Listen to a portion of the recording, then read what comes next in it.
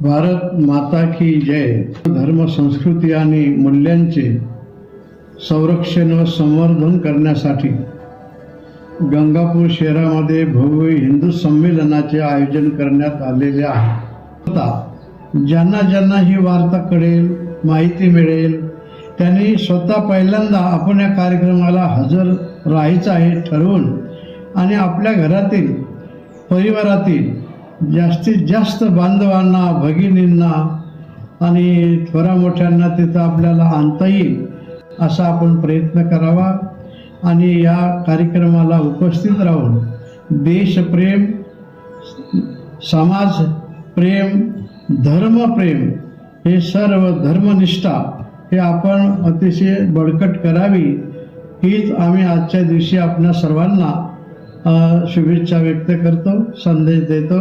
Jai Shriram.